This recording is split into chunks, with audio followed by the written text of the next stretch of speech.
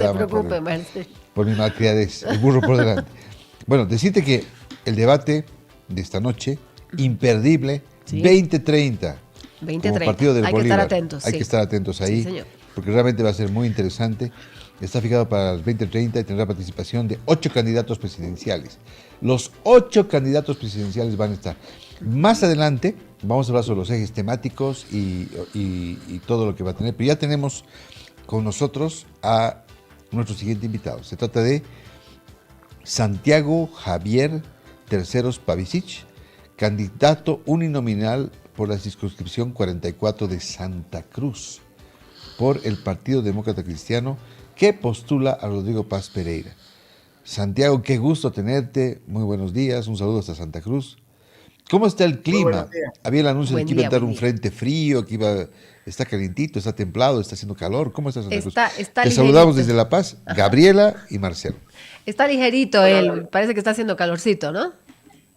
No, está agradable, me muevo acá un poquito porque estoy un poco descentrado. Ah, Está agradable el clima el día de hoy, no mucho calor, no frío, entonces tenemos un día muy cómodo. Yo estuve ayer en la ciudad de La Paz en el evento del Foro del Cambio Climático y está un clima parecido, obviamente subiendo un poco la temperatura, ¿no? Soleadito, pero no con un calor agobiante como nos tiene acostumbrados mi tierra querida.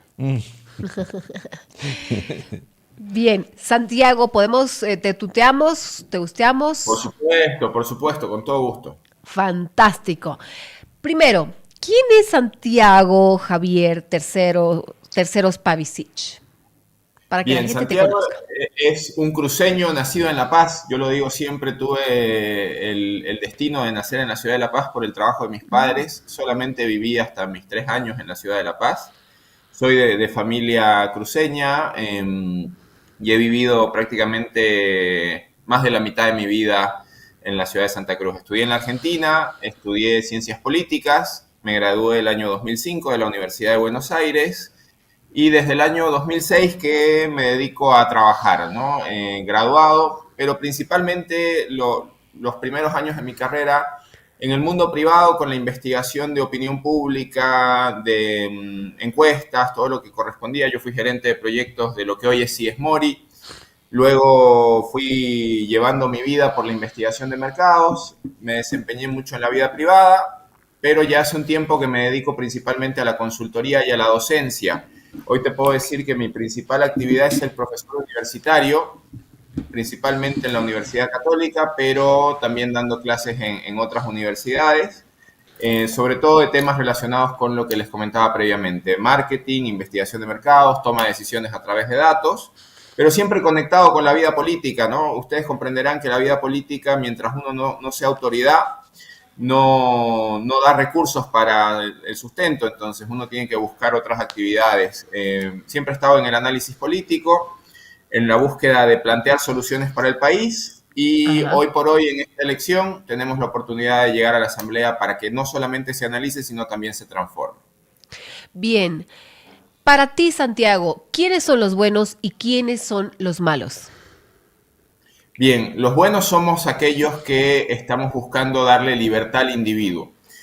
Yo lo decía ayer en el foro, el liberalismo tiene como premisa el respeto irrestricto al proyecto de vida del individuo, es decir, tú quieres lograr determinados objetivos en tu vida, siempre dentro del marco obviamente de la legalidad y deberíamos poder respetar eso. Los malos son los que están en contra de esto, ¿no? Aquellos que por presiones de poder, por corrupción, por distintos motivos, te obligan de maneras obviamente tácitas, no son directas, nadie te pone una pistola en la cabeza para ser corrupto, pero para entrar en el rubro de la corrupción, pero hay una tendencia muy grande a que eso es cultural, ¿no? Entonces, esos son los malos, aquellos que nos han hecho daño robándose el dinero del pueblo, quitando la participación ciudadana en los espacios, y a partir de ahí se generan un montón de situaciones. Yo lo decía ayer, estas campañas que vemos hoy en día en estos tiempos de elección con un gasto absurdo, son claramente un reflejo de una cultura de la corrupción. Si uno saca cuentas, una campaña de un candidato a diputado que puede estar costando los $100.000, no tiene matemática con lo que va a ganar, ¿no? O sea, está trabajando en búsqueda de qué. Si el salario es un buen salario, obviamente, pero no alcanzan los 5 años para cubrir esa campaña y asumiendo de que durante los 5 años hay que sostenerse con ese salario.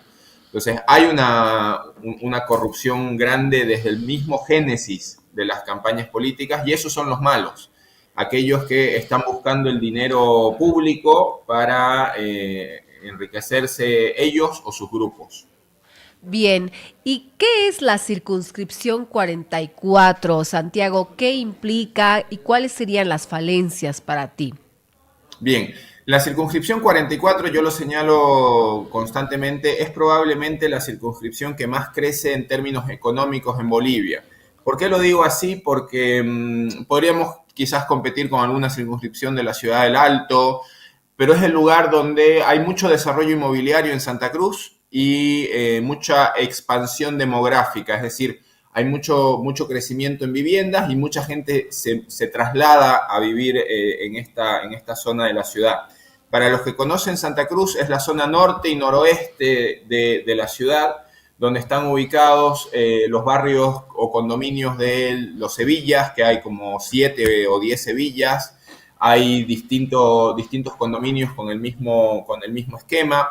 Hay todos los barrios que están al norte de la ciudad, lo que se conoce como la zona del Remanso, la zona de la Radial 26, que tiene un desarrollo inmobiliario importante, y luego vamos girando hasta, termina la circunscripción en la zona donde está la Feria Exposición. Entonces, son todos barrios relativamente tradicionales de Santa Cruz cuando uno va hacia el centro y con mucho desarrollo inmobiliario.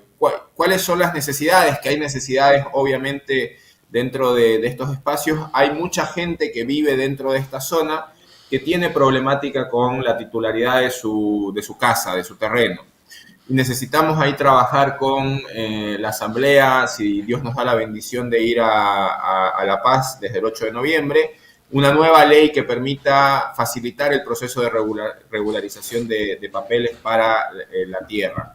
Es un espacio muy rico en términos de turismo y hotelería.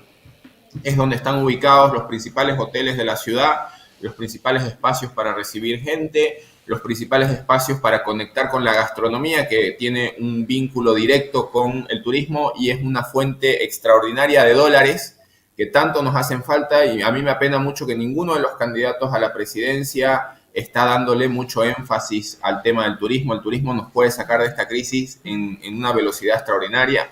Y estamos hablando de préstamos, estamos hablando de otras cosas y no de cómo traer dólares a Bolivia. Es el centro financiero del país y el centro tecnológico de la ciudad, y la exportación de servicios es otro elemento muy importante detrás de esto. ¿Qué es exportar servicios? Es que un consultor en tecnología pueda ofrecerle sus servicios a alguien que está en México, que está en Brasil, que está en la India, y que a partir del conocimiento que tiene nuestro talento juvenil pueda venderle sus servicios al extranjero. Son más dólares que podemos traer a Bolivia. Entonces son problemáticas muy urbanas, sí, es correcto, son urbanas, mi circunscripción es urbana, pero pueden servir para traer ingresos a Bolivia y sacar adelante al país. Y un último tema es el tema de los incendios, que es algo de lo que quiero hablar brevemente. Necesitamos leyes contra los incendios, no simplemente abrogar las que nos han llevado a tener una favorabilidad, sino empezar a trabajar en leyes que sean contra los incendios, que es algo que hemos vivido mucho en esta área urbana porque estamos cerca de los lugares, y el año pasado realmente fue dramático tener durante 2 meses nuestra ciudad llena de humo y está volviendo a aparecer el humo. Santiago, mencionabas que, y evidentemente el turismo es muy importante porque puede sacarnos de la crisis que estamos viviendo en este momento. Sí es muy importante. ¿Qué estrategia o qué mecanismos estarían planteando para lograr este objetivo? Bien, nosotros somos, personalmente yo de un enfoque, como te decía, bastante liberal. Hay que dejar que el que sabe hacer los negocios los haga. Entonces, lo que realmente necesitamos desde el Estado es fomentar que el que tiene negocio lo pueda hacer. Abrirle las puertas al mundo. Una cosa que hicimos muy mal y que entiendo que hasta el día de hoy sigue vigente es a empezar a pedirle visa a los israelíes. Un pueblo que venía a visitarnos muy seguido, que tenía una característica de visitar Bolivia para conocer nuestros destinos ecoturísticos, y le cerramos las puertas. Entonces hay que abrirle la oportunidad a esto. Necesitamos trabajar una reforma fiscal fiscal en el término de los impuestos. Y, por ejemplo, deberíamos tener mecanismos para hacer una devolución de impuestos a aquellos que vienen a visitarnos. Es un fomento muy interesante que está vigente en muchos países y nuestro país no lo tiene. Que el que viene a hacer turismo acá pueda dejar su dinero con sus compras, sus actividades de turismo, pero no tiene por qué pagar impuestos y deberíamos tener un mecanismo para devolverle los impuestos. Entonces ahí tenemos una oferta interesante.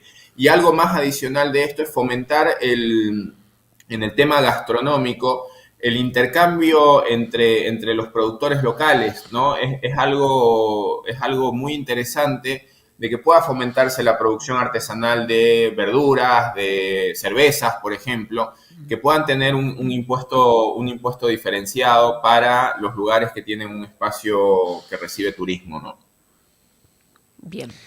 Bien, ¿cuáles son las leyes claves, digamos, que vas a propugnar? Y además, ¿cómo ves el tema de Bolivia? ¿Qué tipo de asamblea tiene que posicionarse en la próxima legislatura? ¿Cómo ves la actual y cuáles son los desafíos para la siguiente? Bien, te respondo rápido a lo primero, Marcelo. La ley del derecho propietario es importantísima, la ley contra incendios es importante, la ley o la reforma del tratamiento impositivo es importantísimo. Es importante llevar una voz que entienda la economía y tengamos una ley de fomento al turismo con estas características que te he señalado. Es muy importante el tema ya te mencioné el tema de los incendios, pero en realidad mi compromiso pasa por no solamente los meses de campaña y los problemas que tenemos el día de hoy, sino por estar en constante contacto con el vecino, de acuerdo a los problemas que van a aparecer el 2026, el 2027, el 2028 y así hasta el 2030. La asamblea que tenemos hoy por hoy, yo lo digo y no tengo ningún problema en repetirlo, es la peor asamblea de la historia de Bolivia. No podemos señalar, para mí, una sola ley importante para el país que al final tiene una historia dramática, porque la gran ley que se aprobó en la asamblea en este periodo del 2020 al 2025, podemos llamarla la ley del censo. Después de 36 días de paro que se gestaron en la ciudad de Santa Cruz, se tuvo una ley del censo para garantizar el censo que finalmente se ejecutó el 2024, pero que los resultados claramente, en términos estadísticos, porque yo enseño esto, es inaudito que los municipios donde el MAS es gobierno hayan crecido a un ritmo del 5% anual y los municipios donde el MAS no es gobierno no crecieron en población. Es algo muy raro. ¿Por qué se crece en los municipios donde el MAS es gobierno y en los otros no? Estoy hablando de ciudades capitales, La Paz, Cochabamba, Santa Cruz, municipios no masistas, que la tasa de crecimiento intercensal es muy baja y no es lógico. En cambio, en municipios donde el MAS es gobierno hay un crecimiento poblacional del orden del 5 al 6%. Entonces, ahí hay algo muy raro en los datos del censo y fue muy cuestionado, pero nadie de diputados y senadores hizo ninguna gestión para observar los resultados del censo. Entonces, la asamblea que hemos tenido en los últimos 5 años, para mí, lo repito, la peor de la historia porque no han sabido llevar la voz de la gente y gestionar cosas para mejores días para el país. Porque son 4 las funciones, no es simplemente hacer leyes, es fiscalizar, es gestionar y es representar. Y realmente se ha visto en general, hay casos que salvan las papas, pero en general se ha visto una asamblea bochornosa, solamente peleas entre ellos, insultos, y creo que el cambio detrás de esto pasa porque puedan ir personas que tienen una voz propia, no simplemente repetir lo que dice el candidato presidencial. Las problemáticas, sobre todo en el caso de los uninominales, las problemáticas son distintas y la asamblea está creada para llevar todas esas voces distintas y llegar a acuerdos y consensos para proponer y gestionar cosas que a todo el país le puedan beneficiar o que al menos tenga un balanceo adecuado en cómo se gestionan. Entonces, creo yo que ha sido muy mala y la renovación de estos espacios es necesaria. Y lo conecto con lo que decía previamente. Nosotros cuando estamos en las calles con los vecinos, hay un momento que para mí es un momento de la verdad. Nosotros trabajamos puerta a puerta y nos quedamos a conversar con el vecino 10, 15, 20 minutos a entender sus problemas y a conectar con ellos. Y cuando les decimos, sabemos que los otros candidatos pasan rápido, le estrechan la mano y simplemente le dejan algún presente y se van. Y ellos saben que acá hay una actitud bien clara. Si en campaña lo que hacen es dejar simplemente el regalo e irse, lo que va a pasar en el futuro es que ya simplemente se van a ir porque no va a haber regalo para dar. Entonces, el cambio que tenemos que gestionar pasa por escucharnos, ver al vecino, tener una línea de mensaje constante. Yo en cada visita que tengo les dejo mi número de teléfono, que es mi número de teléfono hace 20 años, al vecino para que lo tenga y pueda comunicarse conmigo las veces que sea necesario, comunicando sus problemas, donde necesita que su diputado haga alguna gestión. Ese es el cambio que tenemos que lograr en nuestro país. Bien, ¿y cuál es, digamos, qué es lo que, o sea, cuál es la responsabilidad que hoy pesa sobre los nuevos legisladores? Obviamente lo que viene no va a ser fácil, ¿eh? Se va a necesitar, sea el gobierno que sea, muchas leyes, mucha acción para estabilizar el país. Estamos como que en terapia intensiva, ¿no? Y creo que va a ser muy complicado y va a tener que haber mucha capacidad de negociación. ¿Tú crees que tú la tienes? Sí, mira, una de las características de la nueva asamblea pasa por una, te lo voy a contar a modo de una anécdota. Ayer estábamos en este evento que te comento y las intervenciones eran de 2 minutos. Y todos los candidatos que han estado en algún rol de la asamblea decían, no, es que me apena mucho, y empezaban y gastaban 15 segundos de su tiempo en decir que les apenaba mucho que sean 2 minutos nada más. Y a medida que se fue dando, yo les dije en su momento, 2 minutos es más que suficiente para elaborar una idea.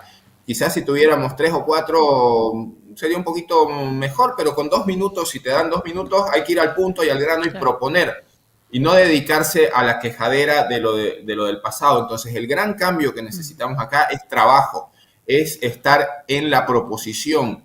Todos sabemos, se supone que todos hemos estudiado, que nos han elegido porque tenemos una voz informada, que nos vamos a llenar de asesores que nos van a decir claramente cuál es la historia del país. Entonces, seguir en una asamblea que lo que hace es discutir el pasado no tiene ningún sentido. El pasado lo conocemos, está disponible en internet y podemos tener alguna divergencia sobre cómo se dio la historia. Pero la única verdad es la realidad, decía Aristóteles, fue el primero en decirlo. La única verdad es la realidad. Y a partir de ahí se puede empezar a proponer cosas. Entonces, en la medida en que cambiemos el chip y podamos llevar esta negociación basada en un norte, basada en principios, basada en atacar los problemas y no a las personas, que es algo que se enseña desde negociación, yo doy clases de negociación también, vamos a avanzar. Mientras nos enfoquemos en atacar a las personas, obviamente que no, pero el cambio se gesta desde adentro. Entonces, en la medida en que se lleven este tipo de voces, que entiendan que hay que proponer, hay que analizar los impactos de determinada propuesta y decir, ok, este impacto lo acepto, este impacto no, vamos conversando en función a lo que vamos aceptando desde nuestras poblaciones, podemos generar una diferencia. Yo soy muy crítico de este mensaje de la unidad. La unidad es la monarquía. Si queremos unidad y que uno solo tome las decisiones, eso se llama una monarquía. Necesitamos trabajar consensos y acuerdos. La vida democrática es de consensos y acuerdos, con propuesta y con propósito. Si hablamos de simplemente que gane uno y que toda la bancada sea de él, vamos a entrar en el mismo esquema que entramos entre el año 2005 y el año 2014, donde se tuvo una visión hegemónica de un solo gobierno que construyó un país a medida de ellos Y en la medida en que se dieron cuenta de que no había mucho más recurso para saquear y que no había la posibilidad de conectar con acuerdos, nada funcionó, porque no tenían vocación de diálogo, no tenían vocación de servicio. Entonces, esta es la voz que quiero llevar a la Asamblea, que realmente se puede trabajar en acuerdo. Los principios no se negocian, sí, pero eso es un espacio pequeño. Los principios no vamos a decir que principistamente tenemos una visión plena de todo cómo debe hacerse en el país. Si no, no sabemos acordar, no sabemos negociar. Los principios son 3 o 4 cosas básicas que debemos tener y luego lo demás lo podemos ir adaptando para que podamos llegar a acuerdos y tener un esquema de pensamiento que sea alineado con la visión de país que todos queremos. Al final todos queremos sacar adelante a nuestro país, eso está claro, espero. Y si es así, en la Asamblea se deberá conversar de esta manera, pero más en la búsqueda de futuro que de ver el pasado. Estamos en un contacto en vivo y en directo con Santiago Terceros, que es candidato a diputado uninominal de la circunscripción 44 de Santa Cruz por el Partido Demócrata Cristiano PDC. Santiago, ¿cuáles serían las propuestas para temas de salud, temas de educación y alguna propuesta en contra de la trata y tráfico de menores de edad? ¿Te parece si esa pregunta la responde después del corte? Porque bueno, que sí o sí un corte. Vamos me adelante, parece fantástico. Muy Ya bien. volvemos, Santiago, Por favor, entonces. mil disculpas. Muy bien, perfecto.